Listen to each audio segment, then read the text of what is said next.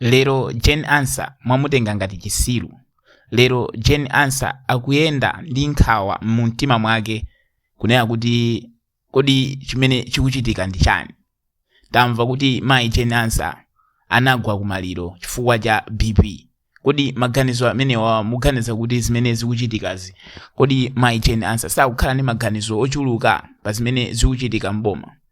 Pali mphekesera imene tikumva nayo kuti ubale wa iwo ndi Professor Arthur Peter Mutharika suli bwino. Zimenezi zikuoneka koma mayi watikafusa akumayankha kunena kuti ubale wawo ndi President Peter Mutharika uli bwino. Pangakhale china chake chimene mayi amene wakuzokhala kuti akubisa chimene sakufuna atanena makamaka pagulu. Kodi koma nanga ndi chifukwa chani tinene kuti akumuchita zimenezi mayi Jane Ansah? Kodi akufuna amwalire chifukwa cha maganizo? Chifukwa chani inu a DPP mukupanga zimenezizi? Tikumvanso kunena kuti aside danazanena kunena kuti mayi Gertrude Mutharika ndi amene akukolezera udani umene wapakati pa mayi Jane Ansah ndi Professor Arthur Peter Mutharika. Koma ife funso tikumafunsa kunena kuti kodi pamene ankawasankha mayi Jane Ansah kunena kuti azayime ngati vice president, sanawasiye osangoneneratu kungowasiyiratu nthawi yomwe ija, analolera kuti awaolose alowere naye limodzi mboma kenako aziza amumponya miyala ali mbomamu. Kamene tinene kuti ndalama zakoma mboma muno ndi akuona kuti mayi Jane Ansah awasokoneza zochitika mayi Gertrude Mutharika. Pena pake tikumakhala ndi mafunso ochuluka kwambiri oti pena pake titha kuchimwa m'mayankhulidwe kambaka mmene zinthu zikuyendera mbomamu. Kodi mayi Jane Ansah anakulakwirani chani? Munamtenga kuti akuthandizireni kuti akhale ngati vice president kuti chipani chanu cha DPP chilowe mboma. Lero mwamusandusa ngati munthu woti mungomutaya panja posamuganizira ngati iyeyo vice president. Pali mphekesera imene tinamvaso apapa pa social media, zinthu zambiri zikuchitika zimene tikumamva kunena kuti mayi Jane Ansah sakupasidwa mwayi, sakuwapasa mpata kunena kuti azitha kugwira ntchito ngati vice president mu office yawo. Zimenezi zachitika akunena kuti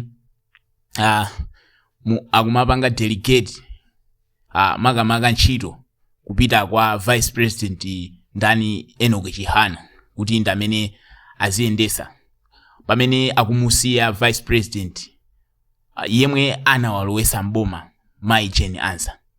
Mayi Jane Ansah ali ndi nkhawa zambiri zimene ali nazo mu mtima mwawo zimene sangathe kuzinena chifukwa ifeyo mene tikuwaziwira mayi Jane Ansah ndi munthu wa Mulungu, safuna zoyankhula. Koma nkhani ndi yakuti mu mtima mwawo mwazaza nkhawa zochuluka zimene akulephera kuti azinene mayi Jane Ansah. Tinamva kuti mayi Jane Ansah anagwa kumaliro. Atagwa kumaliro atapita ku chipatala anakawayeza onera kuti awapeza ndi BP. BP ito ndikuthamanga kwa magazi. So zimenezi zikutanthauza kuti mayi Jane Ansah akamakhala ali ndi nkhawa ndi mmene zinthu zikuyendesedwera mboma la DPP. Kodi ino a DPP simungathe kusintha kachitidwe ka zinthu? Simungathe kumuthandiza mayi ameneyi kunena kuti azigwira ntchito zimene iyeyo akuyenera kuti azigwira mboma lanu la DPP, kusiyana nkuti muzimpasa nkhawa zochuluka mapeto ake amwalira mwachangu chifukwa cha kaganizidwe ka makamaka pa zimene mukumuchita inuyo mu boma lanu la DPP.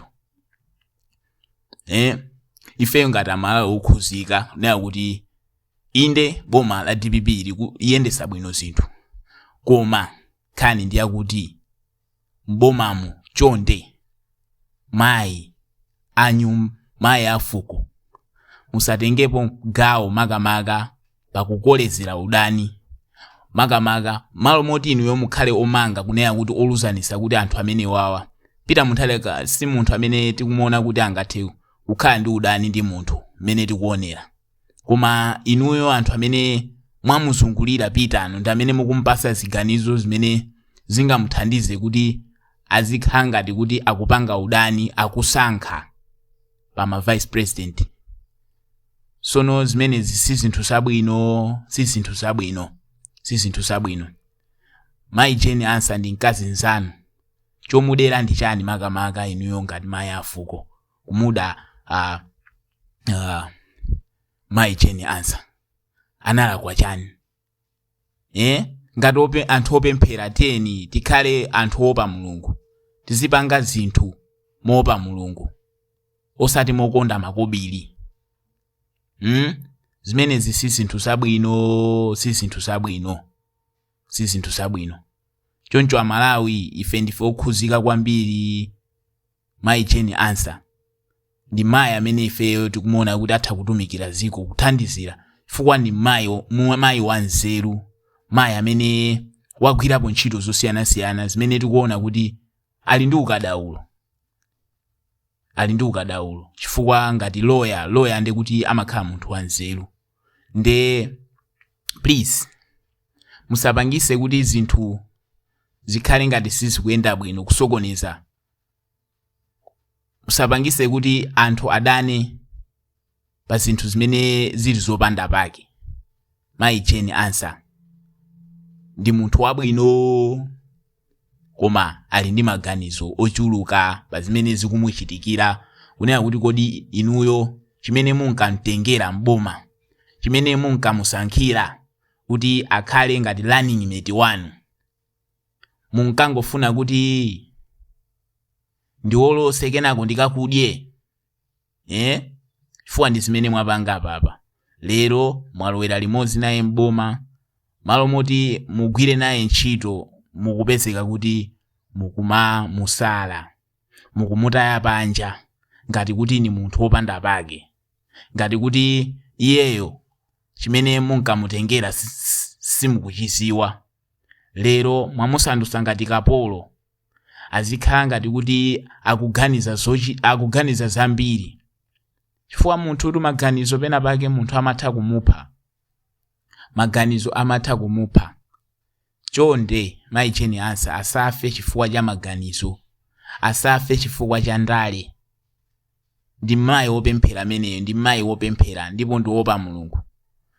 Tinene zoona pano pa Mayi Jane Ansah amene timadziwira ifeyo, ndi mayi wopa Mulungu, safuna zolimbana ndi munthu. Ayi, pakayankhulidwe kawo mayi amenewo ndi ofasa bwino, zochitika zawo amapanga zinthu zimene amafuna kuti azima pa chilungamo, osati kuti azipanga zinthu zaumbava.